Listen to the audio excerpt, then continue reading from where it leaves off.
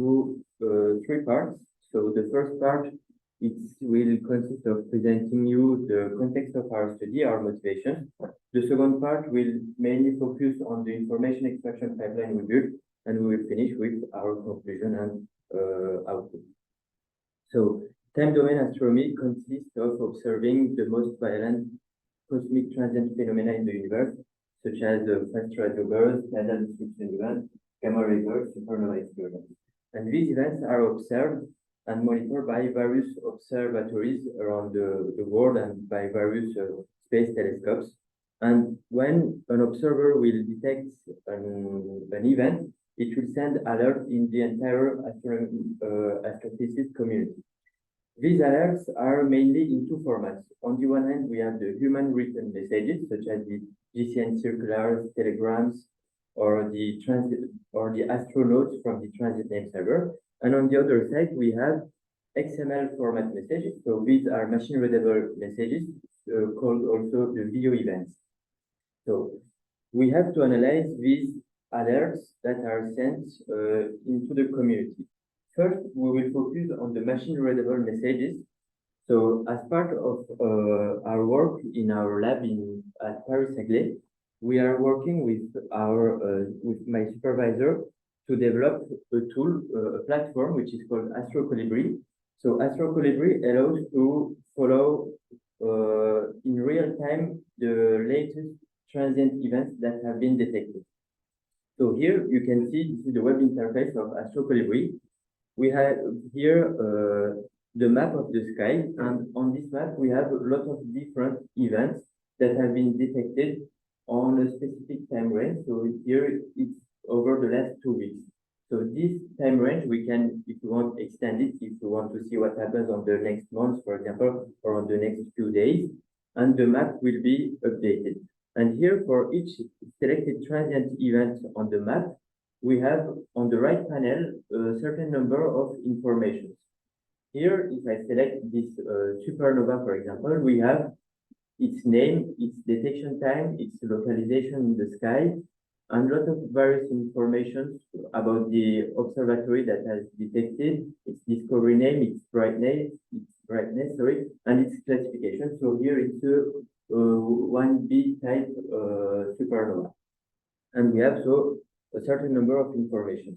One of the most important features of Astrocolibri is that for the event selected on the map, we have this visibility plot. So the visibility plot allows us to know if, according to our position, so here we are at Atka Observatory, if at Atka Observatory in the next 12 hours we can observe this source or not. So how to read this plot? The first 12 hours correspond to from midnight to 12 today, and the next 12 hours correspond to okay. So it's the full today, so 31st August, the 24 hours time range of the day. So here we can see that we could observe this source from Atka, this supernova, when the source will be above 20 degrees above the horizon, and we can observe it from about 8 in the morning to 4 in the afternoon. That's what this plot informs us. We can also change our location, select other radio or optical observatories, and the plot will be updated. So all the information we display on this interface comes from the video event. So this machine-readable format message that we can get here. So here, these are the XML format messages. As I was telling you just before, we are analyzing this machine-readable format message, but on the other side, we have these human-written messages, and for them, Astrocolibri is not so far able to analyze them because compared to the video event message, they are unstructured and it's more difficult. And so this is what I was explaining you, so you can have access to the slides after if you want. Just to finish about Astrocolibri, so here you have the link if you want to access to the web interface of Astrocolibri. if you want to have access to the API with documentation and to the papers. And something cool about astrocalibri is that it's working on smartphone, so you have the same features than the web interface on your smartphone. One more advantage with the smartphone version is that if you're interested about neutrinos or gamma ray bursts, let's say, you can subscribe to our alert stream and receive a notification in real time to say that, okay, we detected a gamma ray burst, and then you can have the visibility plot and do all the analysis and get all the information that I showed you, and much more actually. So yeah, now we can move on the second part of this presentation that will deal about the analysis of these human written messages. So our objective is to analyze, to have a system that will allow us to analyze observation reports. So these observation reports contains a lot of information as in the XML format message, but its accessibility is a bit more complicated because it's an unstructured format. And what we would like to do, it would be to build an information extraction system that will, as a human would do, read this text, extract some concept, for example, the name of the observatory that has conducted the observatory, the name of the sources that are the name of the source that have been observed, and other properties such as coordinates and some reference citations to other papers or other observation reports related to the given source. And then at the end, we would like from this unstructured text to build a database, a knowledge base with all the celestial objects that are built in the text. And also we are interested in the relation between these detected entities. So to do that, during this internship, we built an information NLP, natural language processing information extraction pipeline, which is composed of 4 modules. So this system, so this pipeline will take as input a text, and at the end it will produce a structured data as a table, as I've shown you. And it is composed of 4 modules. So the first is the named entity recognition module. The second one is the entity linking, and in parallel of that, we have a coreference resolution system and a relation extraction system. And when we combine all of these things, we can have this structured data at the end. So now I will present you the first module, which is the named entity recognition module. So named entity recognition is generally the first step. It's the key step to build an information extraction system, because it aims to recognize in the text a list of predefined concepts that we define. So let's say celestial objects, astronomical facilities, and much more other properties related to the characterization of a source, its wavelength, its frequency, energy, and so on. Here you have an example of what does an information extraction system. This is an extract of it's an extract of a paper coming from the Deal shared task corpus. We can see that the system detects the name of observatories, the telescope, the wavelength, the name of the person, Grant, for example, and the name of the celestial object, Serpens. So to do that, what was our methodology? So this work, this named entity recognition system, we built it before this internship. So first we have defined a list of concepts that we are interested for, so celestial objects, people names, observatories, and then we have annotated the corpora. So we have 2 corpora. On the one hand, the Deal shared task corpus that have been built by the ATS team for the Deal shared task last year, and on the other side, I have built my own corpus, which is composed of observational reports, so the exemplars, telegrams, and astronomers. The 2 corpus are a bit different because our nature is different. So on the one hand, the Deal corpus is composed of scientific papers, and the TDAC corpus, standard astrophysics corpus, is composed of observational reports. So the nature of the text are not totally the same. So here you have the distribution of the named entities in the corpus. If you want, we can go back to that later. And what we wanted to do, so we fine-tuned two different models for detecting named entities. So on the one hand, we fine-tuned the SciBERT model, which is a variant of the BERT language models that has been pre-trained on scientific domains. And on the other side, I used the AstroBERT language models, which has been developed by ATels as well. And this one has been only pre-trained on astrophysics papers. And here we have the performances on the DIL corpus and on the TDAC corpus. We use for that three metrics that are commonly used in classification problems, so precision, recall, and F1 score. And here we can see the F1 score. So when we fine-tune this system on a certain number of epochs, we get 0.8 score on the DIL corpus. And when we use AstroBERT, so a language model which is more adapted for astrophysics paper, we get an improvement of the F1 score of 1 score. And when we look on TDAC, generally the score of each model are a bit lower, probably because they have been pre-trained on scientific papers, and here on TDAC, the nature of the document, so the discourse, the language is a bit different. That's why the results are a bit lower.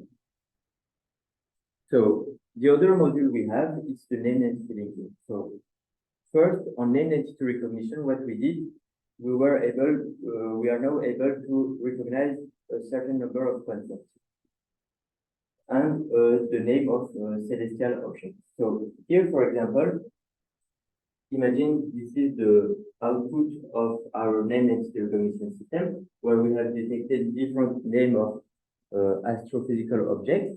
What we want to do is to disambiguate these named entities. For example, celestial objects have a lot of different designations.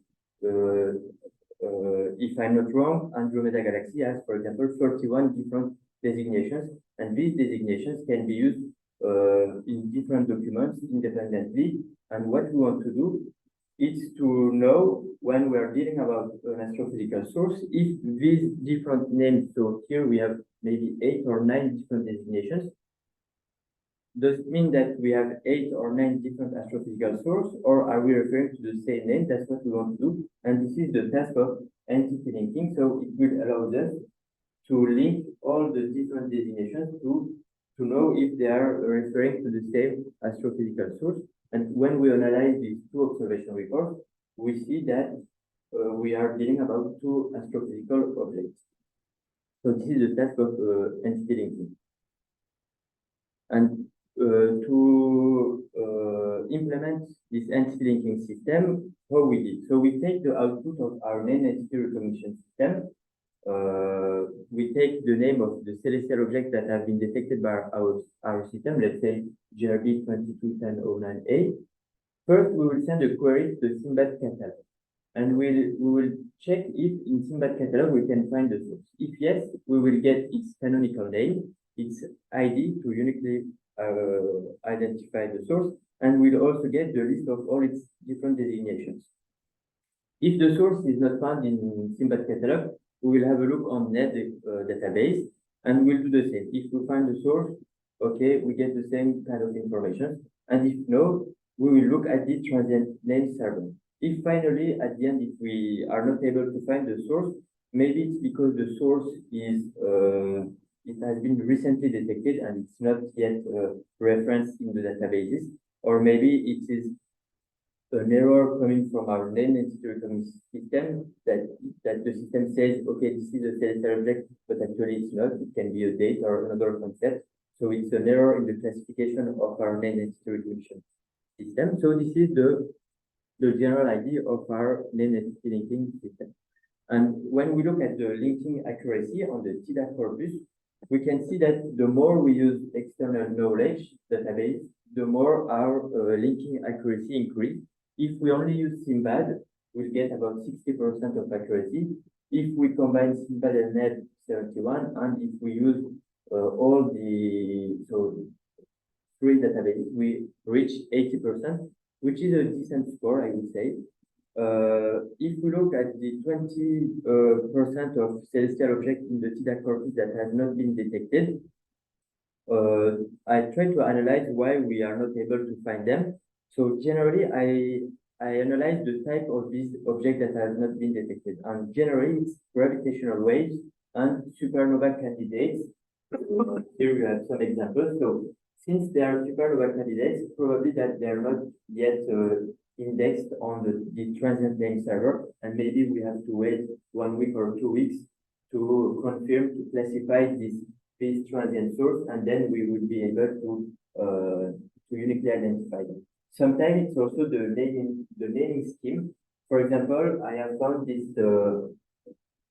case here where we have GRB, which its name is composed of a dot. This is something very seldom, I would say. Generally, we are not used to see dot 42 at the end. And when we send a request with this dot 42 at the end, so Simbad or the other databases are not able to find the source. And sometimes it's possible that we need to do some post-processing on the output of our name entity recognition system. Here we have an example. Our name entity recognition system has detected in the entire text this portion to be a name entity. So us as a human, when we read, we understand that these are the same object, just a different name of this source. But when we send as it is in the entity linking system, it's not recognized. So probably that it will require some post-processing to remove that and to separate the two names and send a different request to be able to identify this source. So on the other side, before having our structured data at the end and before doing the relations between the astrophysical source and its properties to create this table, we have to focus on the coreference resolution. And what is coreference resolution? So coreference resolution consists of identifying all the expressions, all the terms, so all dimensions in a text that are referring to the same entity. And this is very important to build, to follow very fine-grained information in text. Here we have an example of a document where we are dealing about this astrophysical source. Further in the text, we will refer to this celestial object by saying the new transient source, or by saying this interestingly faint transient. And we see the same for other kind of celestial objects, so this galaxy and this other galaxy. And for example, here on the last sentence, when we say adopting the host galaxy redshift z equal, we would like to know, okay, but the host galaxy here is referring to which galaxy? Does it refer to mass X or to UGC 11003? So that we will be able to determine this by resolving the chain of coreference resolution. So coreference resolution will allow us to extract all dimensions that are referring to a same entity and put them in specific clusters, and then it will allow us to follow in the text fine-grained information. So to do that, as for the named entity recognition system, and for the entity linking system, we have allocated our TDAC corpus, and we applied we conducted first experiment on that.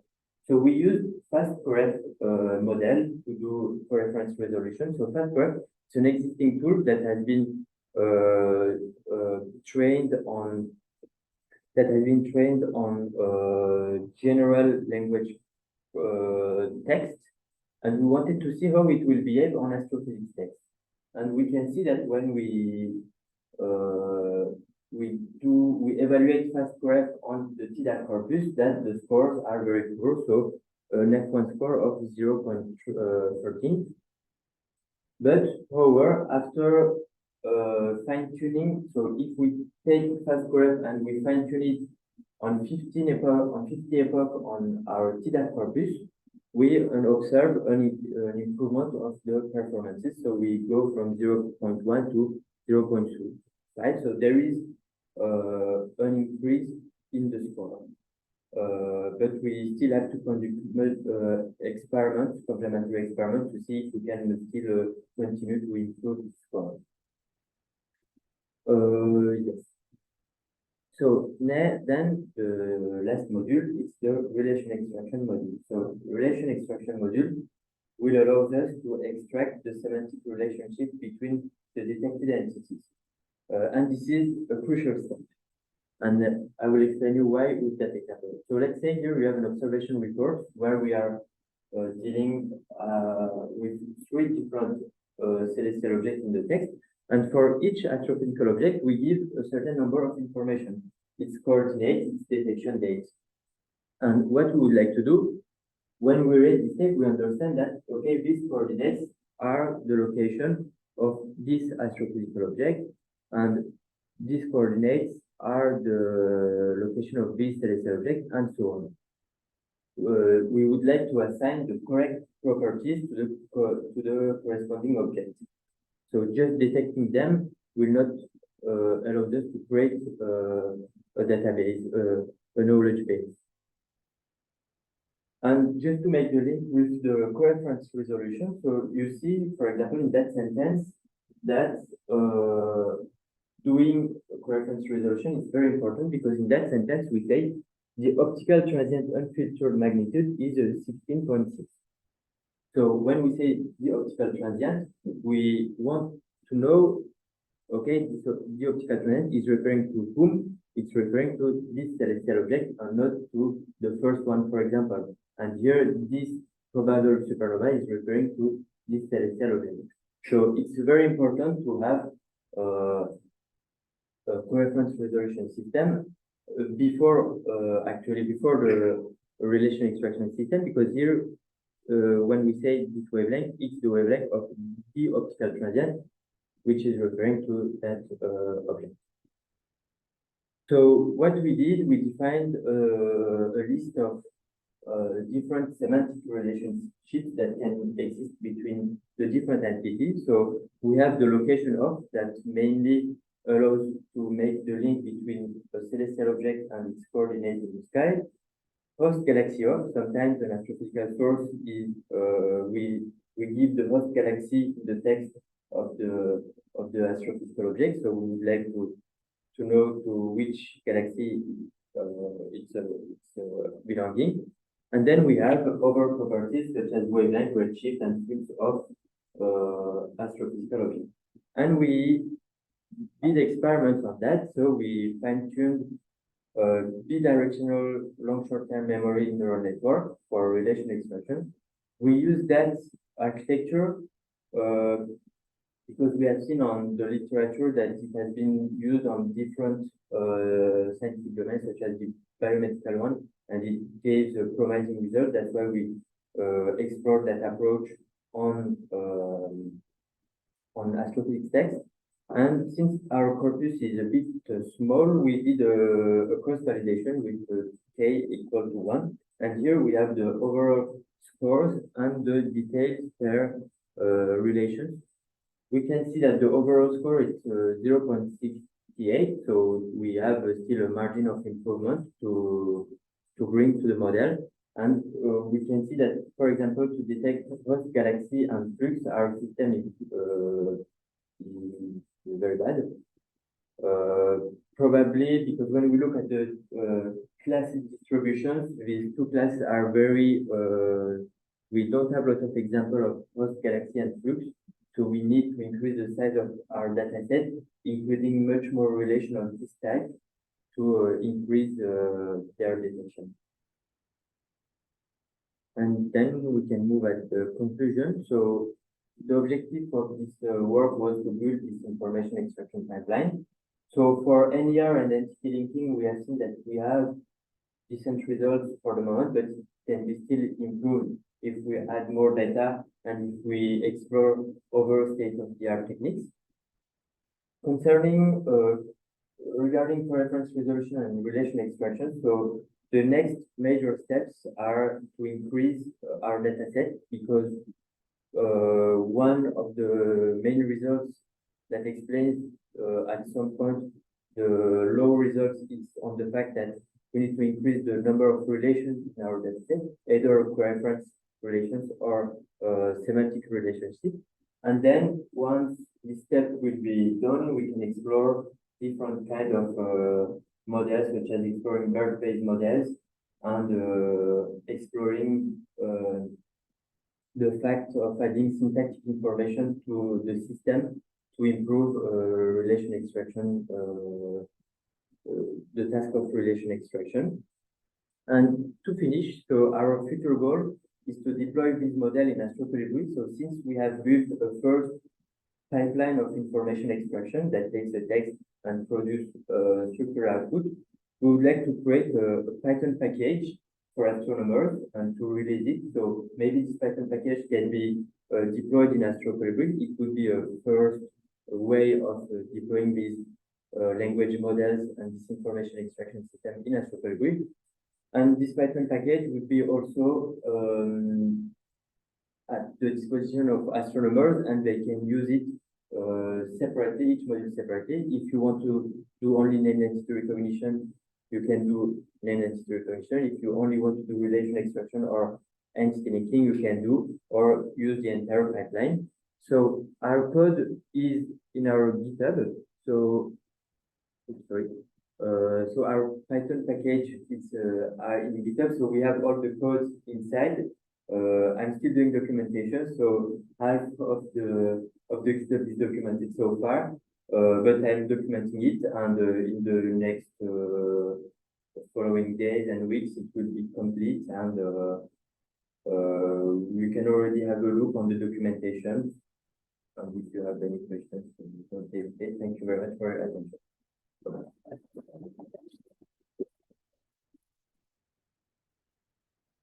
Thank you very much, Attila.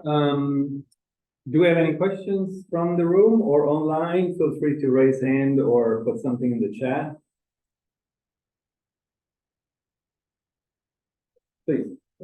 So you kind of alluded to this, where it seems like the co-reference resolution and the relationship extraction, it seems like co-reference resolution is kind of a subset of that broader relationship extraction stuff. So do you think that there's a good reason to separate them, or maybe diverge them in the future, or what? It's true that it's very similar, because it consists of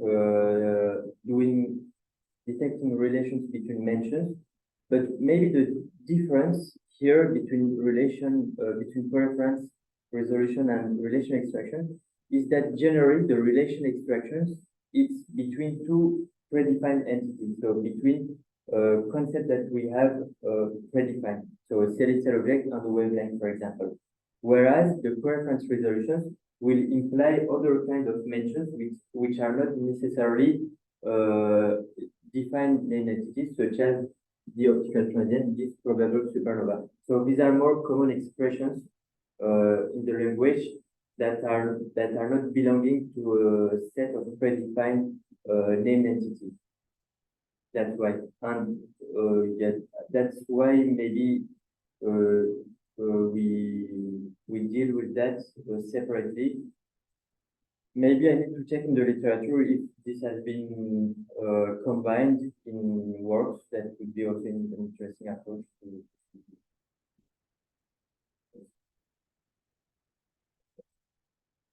Oh, I agree.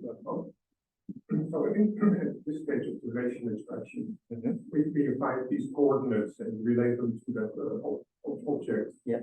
You go with those coordinates to like NAD or SIMBAD and see that the object comes back. True, that's a very good question, because it can also, so this is not done so far. We just detect if there is a relation and we assign it. But it would be also another way of evaluating the performance of our named entity system, for example. That's a very good remark that I haven't Thank you very much. Mukta? I basically the same question. But also, it's like they just have thought that maybe in the case of failures, Yes, like the RNZ or what the position identifies it. exactly. I was just curious if you had thought about that, like, we don't know if this magnitude belongs to this object, but we do have some strong information that can help you figure that out. Okay, but this is a very good remark because yes, maybe it can allow me to increase the performance of my name entity linking system because if a celestial object, so we cannot find it, maybe with the coordinates we can find it, so it's a complementary step. Yes. So you're getting compliments from Felix and Taylor online. Okay, saying good. No questions so far. I have one or two questions actually. If you go back to you have a table where you're comparing F1 scores for Astrobird and Cyber, maybe. Cybird. Yes. So Astrobird was trained on the astronomy literature, and it does slightly better than Cybird that was trained on scientific literature, but not specifically on any one discipline. However, what's a little disheartening is that Cybird does better than Astrobird on that particular transient literature, the short announcements. And your explanation was that the language used is different, and therefore, Astrobird doesn't do well. Do you have a sense or any data that might suggest that if we had fine-tuned Cybirds on the astronomy literature, we would get an increase across the board and not just for the deal task, but also for TDAC? I think that this approach can be useful. Yes, that's what I think.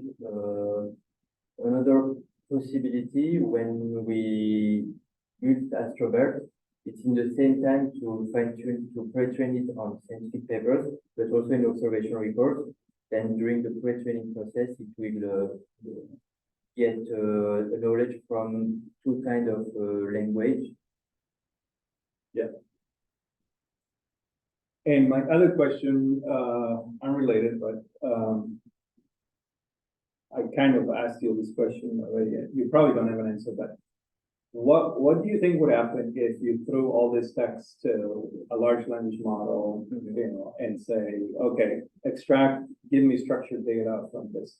So rather than having specialized extraction pipelines, use one of these broad foundation models. What would your expectations?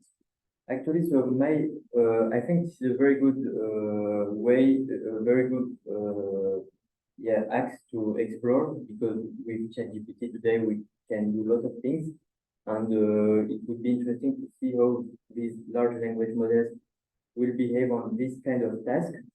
However, so since I have not done the experiments, I cannot say what we'll get, but maybe we can expect that on recognizing some specific concepts,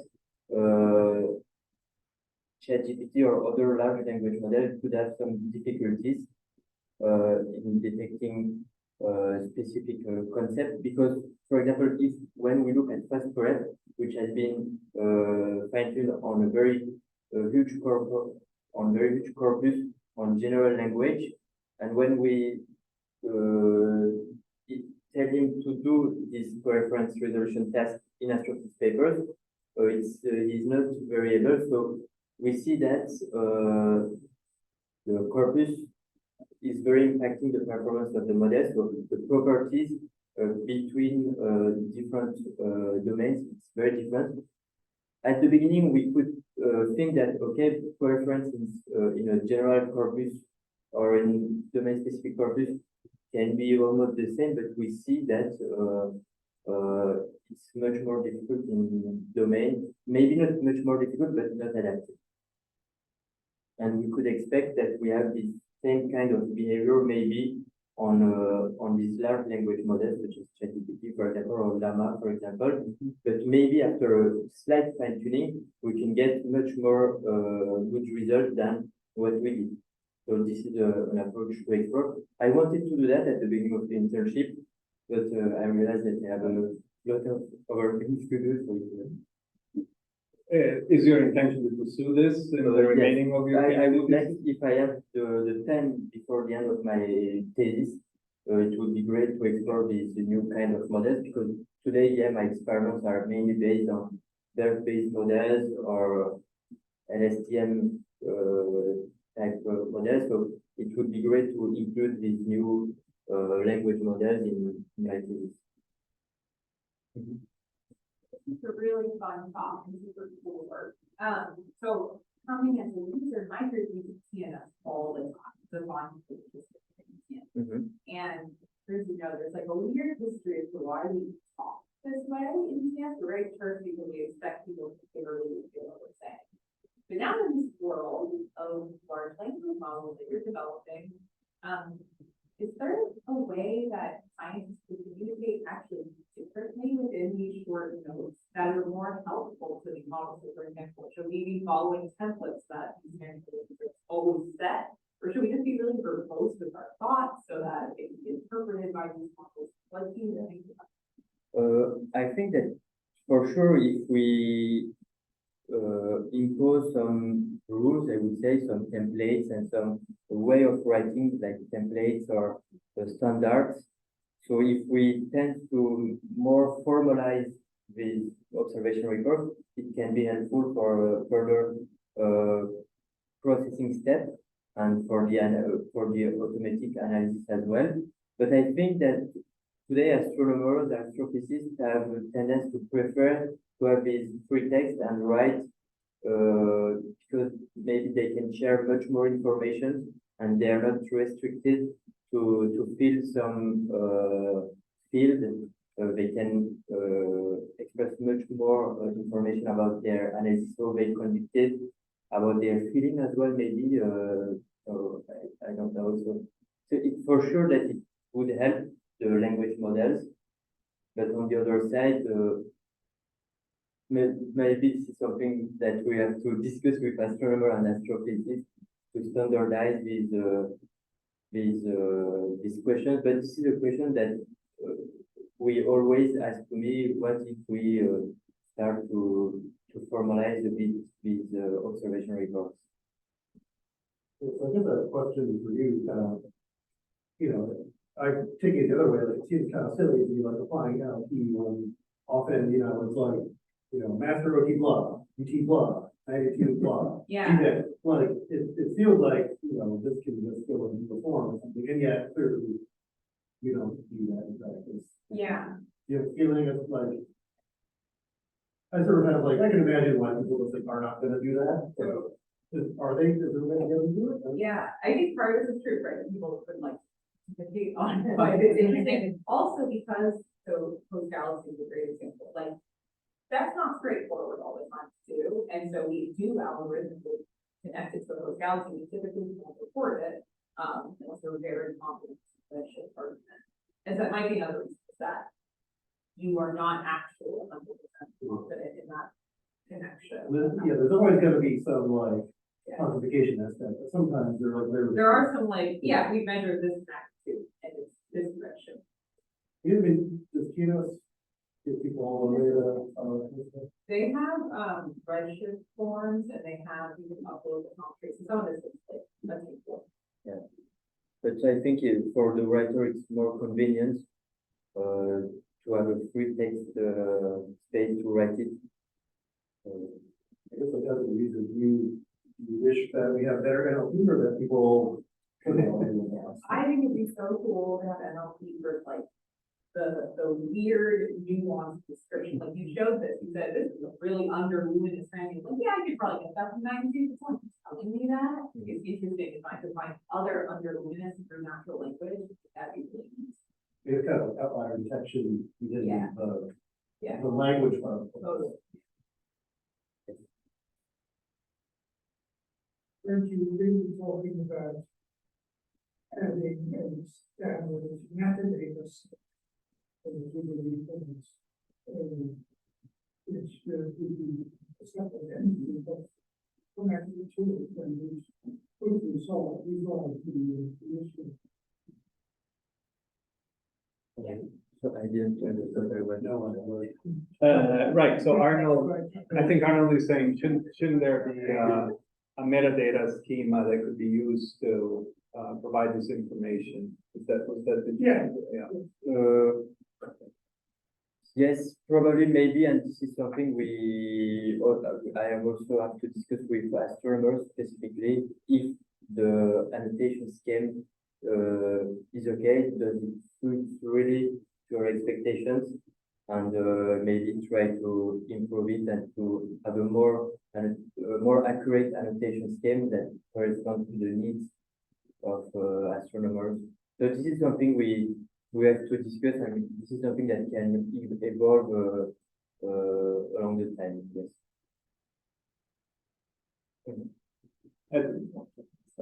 So AES will form a very large collection of like scans of old telegrams, old ID circulars, and also the OCR of those. That these can be used to like run your pipeline on. If we can apply on them. Yeah. Yes, we can. Yes, we can apply on each kind of, even the old telegrams, for example, we can apply on them and maybe extract information from them. That's something possible. And Luca? I had just, I guess, questions, maybe a very nice question, but like, what Alberto was saying about like large language models, and you brought up a really good point, nuance in specific fields, right? Like, to the word magnitude means something very drastically different in astronomy versus, you know, when you're talking general ChatGPT, things like this means really different, right? So, but do you see a way where what you have been doing, actually like pulling out all this nuance and making sure that it's all associated properly, could be used to fine tune and large language models in a way that it picks up on the nuance quicker? Maybe yes, this is something I didn't explore, but it can be interesting as well to explore it. Yeah. Maybe it can be helpful. Okay. Thank you very much, Attila. Let's thank the speaker again. And thank you for taking the time to share all of this with us. We look forward to having nice documentation in that report that you showed. Thank you. All right. Thanks to those who have joined remotely. We're now ending the Zoom connection. Thanks again.